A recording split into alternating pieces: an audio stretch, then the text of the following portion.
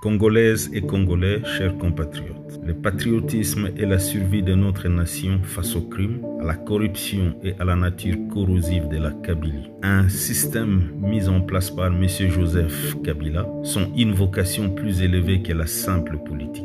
En tant que Congolais, nous avons le devoir d'endiguer les dommages que lui et ses partisans font à l'état de droit, à la Constitution et à la nation congolaise. C'est pourquoi nous annonçons le projet Gestation, un effort pour mettre en valeur l'histoire et les valeurs de notre pays, ainsi que les sacrifices et les obligations de son peuple.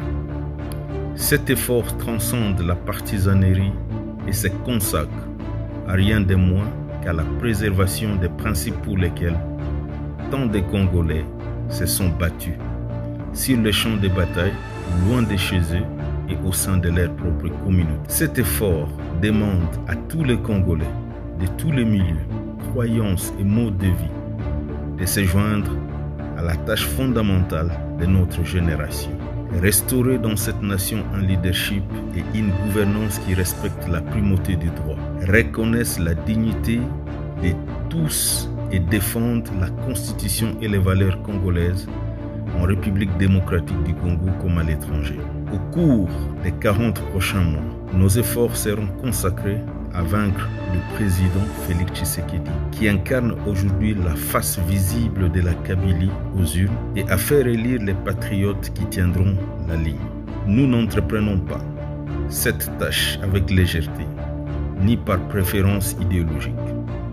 Nous avons été et restons largement opposés dans nos politiques et nos perspectives. Nos nombreuses divergences politiques demeurent, mais notre fidélité partagée à la Constitution dicte un effort commun. Les élections générales de 2023, selon toute indication, porteront sur la persuasion et les taux de participation devraient atteindre des records. Nos efforts visent à persuader suffisamment l'ensemble du peuple congolais pour aider à assurer une victoire à la présidentielle et aux majorités qui ne permettent pas et n'encouragent pas les violations de la Constitution par M. Joseph Kabila, même si pour y arriver signifie passer par un pacte avec les diables.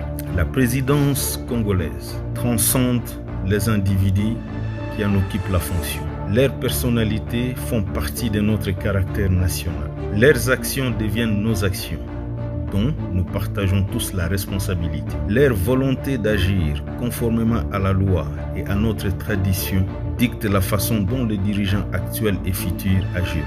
Leurs engagements envers l'ordre, la civilité et la décence se reflètent dans la société congolaise. Monsieur le président Félix Tshisekedi ne remplit pas les conditions nécessaires au respect de cet engagement. Il n'a ni la boussole morale, ni le tempérament à servir.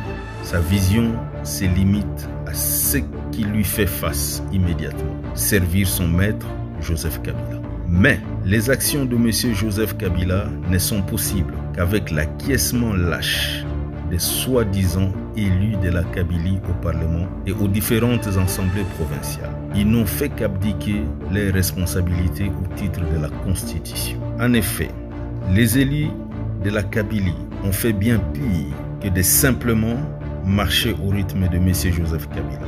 Leur défense des actions de M. Joseph Kabila contre le peuple congolais est empreinte d'une laideur, d'une méchanceté et d'une volonté d'attaquer et de calomnier ceux qui ont versé du sang pour notre pays, qui ont consacré leur vie et leur carrière à sa défense et à sa sécurité, et dont le travail consiste à préserver la nation. Statut phare de notre espoir. Au fil des ans, les élus de la Kabylie ont embrassé et copié la cruauté de M. Joseph Kabila et ont défendu et même adopté sa corruption. M. Joseph Kabila et M.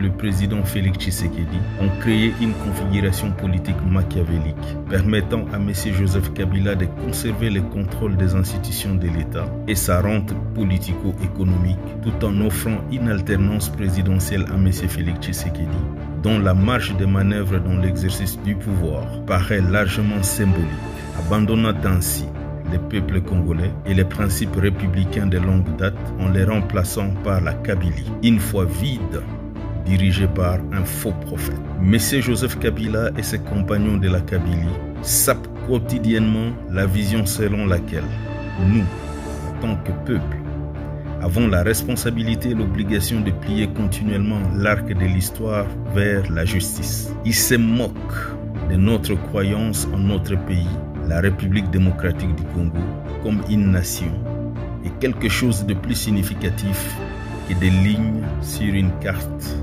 en nous imposant d'effacer les résultats de leur stratégie du pillage et de la balkanisation de notre pays. Notre péril dépasse de loin toutes les différences passées. Il est arrivé à notre porte collective et nous pensons qu'il n'y a pas d'autre choix que d'entamer le projet gestation. Les hommes et les femmes congolais sont prêts à travers les pays à nous défendre et à défendre notre mode de vie. Nous devons faire ce qu'il faut et veiller à ce que le pays pour lequel ils portent quotidiennement leur uniforme mérite leur protection et leur sacrifice. Ils se sont engagés au front et beaucoup d'entre eux sont tombés sur le champ d'honneur, subissant un taux de victimes incroyablement élevé. Ils ont tenu la ligne. Ils ont sauvé la nation.